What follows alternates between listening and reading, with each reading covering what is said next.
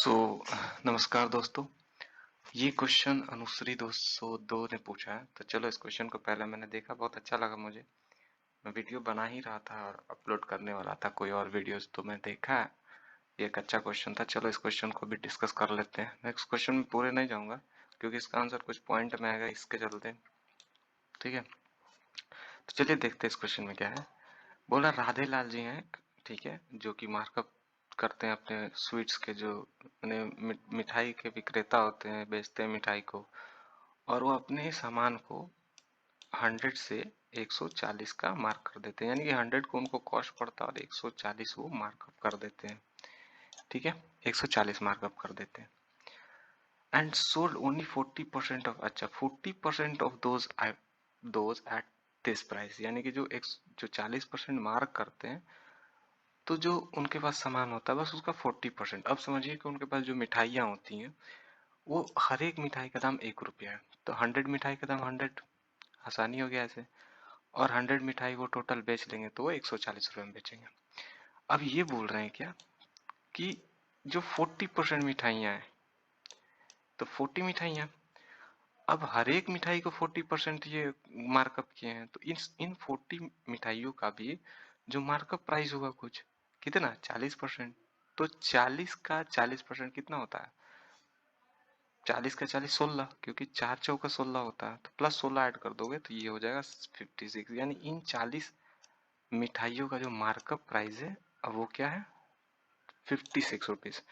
और क्वेश्चन में यही बोल रहा है कि जो ये राधे लाल जी है, ये 56 रुपीज में बेच देते हैं, यानी कि इस जो मार्कअप प्राइस किए थे इस पे बेच देते हैं, कोई डिस्काउंट इस पे नहीं दिया जाता है। दूसरा आगे क्या बोल रहा है कि जो रिमेनिंग है, रिमेनिंग कितना बचा है, 60, इधर स्पेस नहीं इधर कर देते हैं। ठीक है, रिमेनिंग जो मिठाइयाँ बची वो बची हैं 60। ठीक है, 60 में से वो ही sell half of the rest.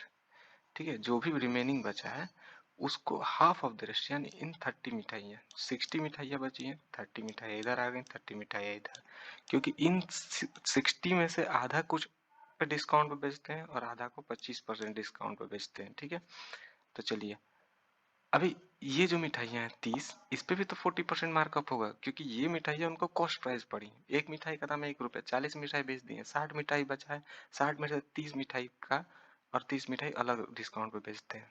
तो इन 30 जो मिठाइयाँ है, ये तो कॉस्ट प्राइस पड़ा, कॉस्ट प्राइस पड़ा, इसको भी मार्कअप पे ले जाते हैं, यानी कि 40%। तो 30 अगर कॉस्ट प्राइस बढ़ा और 40% इसमें बढ़ा देंगे तो ये हो जाएगा 42 के, 12 होता है तो इसमें 12 ऐड कर दो। तो जो मार्कअप प्राइस होगा, नहीं कंफ्यूजन हो रहा है, इतना शॉर्ट में बता रहा हूँ, तो आप लोग 30 का 40% निकालो और 30 में ऐड कर दो तो 42 आएगा। यानी कि जो मार्कअप इन्होंने किया है ये 42 था। इन 30 मिठाइयों को जो अगर मार्कअप 42 किया है तो इसको भी तो 42 मार्कअप किया होगा ना। ठीक है, अब मैं ये वाला चीज मैं बता दे रहा हूँ, आप लोगों को समझा दे रहा हूँ, आप लोग खुद से कर लेना क्योंकि इसमें पॉइंट्स में आएगा, मैं किया नहीं हूँ इसको। तो 142.4 का मतलब क्या हुआ, ये चीज समझ गए होगे। ये 56 बस याद रखना कि जो 40 मिठाइयाँ थी इनको उन्होंने 56 में बेचा। ठीक है, तो ये मैं हटा दे रहा हूँ अभी के लिए, इतना ये सब, क्योंकि यहाँ स्पेस की कमी हो जा रही है। अब हम लोग कहाँ थे, यहाँ पे थे। इन 42 मिठाइयों को वो इतना परसेंट डिस्काउंट पे बेचते हैं।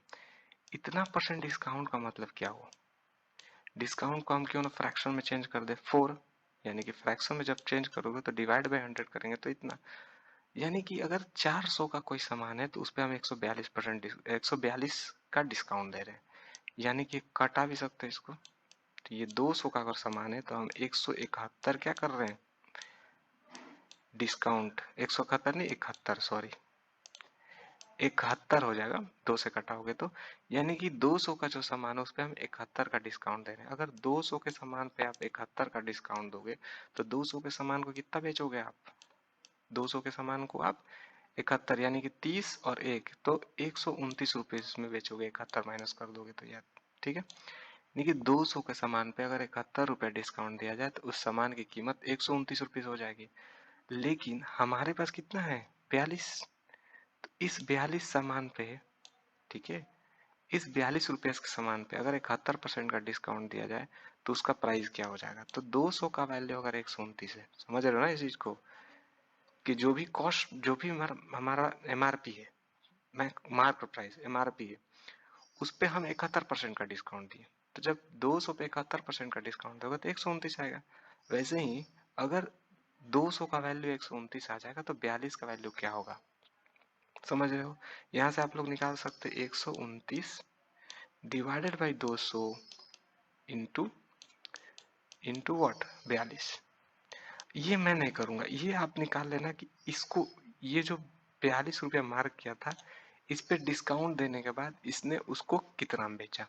ठीक है, यहाँ और एक बार समझा दे रहा हूँ कि 200 का सामान इसने इतना बेचा 71% डिस्काउंट देने के बाद, 71 नहीं 71, यानी कि इतना डिस्काउंट देने के बाद 142/4 डिस्काउंट दिया इस पे, तो ये 129 आएगा। आप निकाल के भी कंफ्यूजन होगा, चेक कर लेना कि 200 पे अगर 142 डिवाइड बाई 4% डिस्काउंट दोगे तो 129 आएगा। वैसे ही 42 पे अगर आप 142 डिवाइड बाई 4% का डिस्काउंट दोगे तो ये जो सॉल्व करोगे आंसर आएगा वही आएगा। ठीक है, हाँ बहुत बोलना पड़ता है। तो इसमें क्या है कि 25% का डिस्काउंट देता है, जो रिमेनिंग बचता है।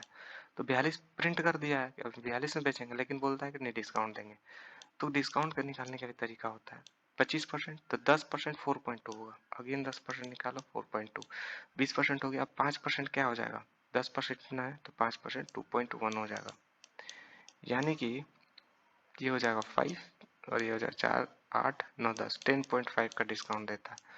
तो 42 रुपया मार्कअप है और 10.5 का डिस्काउंट देता है। ठीक है, तो 10.5 का अगर डिस्काउंट देता है इस पे तो कितना का हो जाएगा ये आइटम, 32, तो 10 माइनस करेंगे तो आ जाएगा 0.5 यानी कि 31.5। इसका आइटम का दाम हो जाएगा 31.5।